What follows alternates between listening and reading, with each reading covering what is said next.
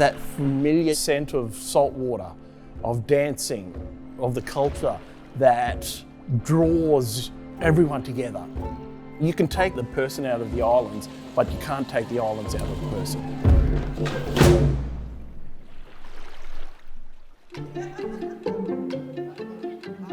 There's a very large Torres Strait population, not only living here in Newcastle, but the entire surrounds, that will all be drawn towards this particular exhibition here.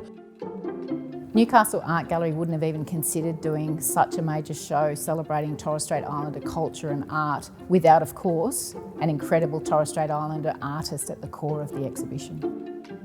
Brian Robinson is the consummate professional, curator as well as artist. He's so highly respected within the Torres Strait Islander arts community that he was just the absolute choice to do this. To develop exhibitions such as WARWAR takes many years of slow development.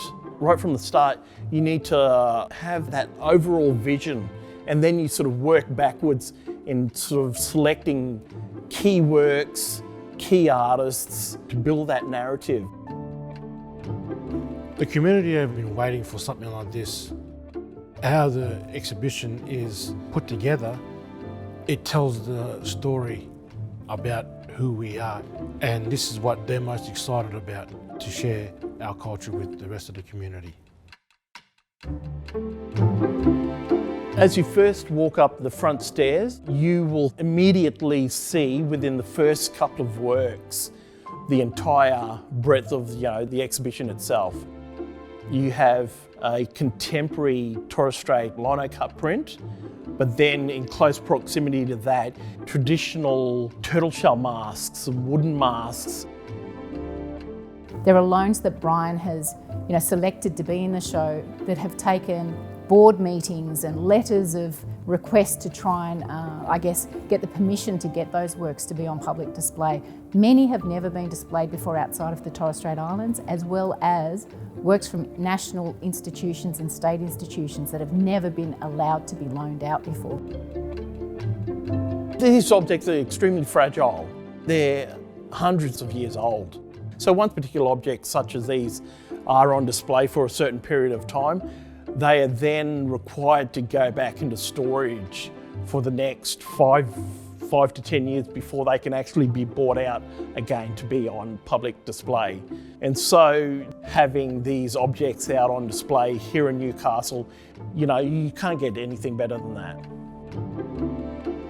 To see how my ancestors created the fretwork, how they carved the patterns into the masks, is a big learning curve for myself, and for me to explain to my sons how I do mine and how our ancestors did it. And it's a big deal for all of us creators to be displayed with our ancestors. My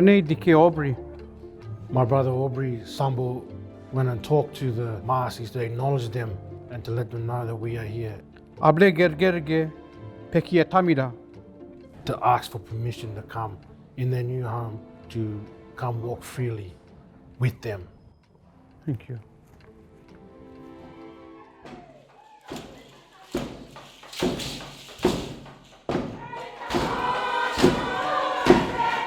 Every time we come together as a community, we gather, we talk, and then we sing. From there we sing and we dance. That's just the way it goes. We're going to be performing traditional dances and contemporary dances in the setting of the exhibition, and the way I've explained it to the community is that we're going to be dancing in front of our ancestors.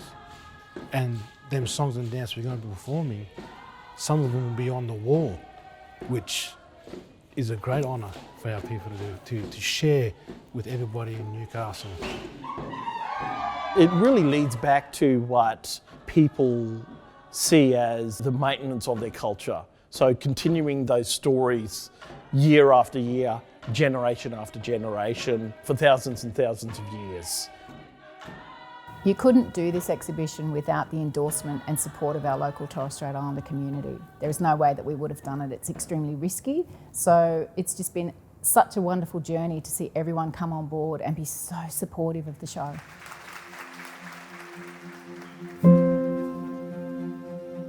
44 years ago, this city flew the Aboriginal flag, and we were the first council to fly that in Australia. So to see the Torres Strait Islander flag fly and be next to the Aboriginal and Australian flags was just a beautiful moment for our community. The raising of any flag shows recognition. Everybody that gathered there was super proud and happy, and the togetherness with Newcastle together was such an amazing day. And I'm just so very proud that that's also been in the lead up to the exhibition and in time that will now fly. The exhibition for myself means pride. What this exhibition has done to our community to come as one and to showcase who we are. Reaching out to those communities and, sort of pulling them all together to create that larger, sort of cohesive Torres Strait Island family. And exhibitions such as this really do that. But it's not only just reaching out to the Torres Strait community, but also bringing in that educational component and teaching the broader community about this amazing culture that sits home here in Australia.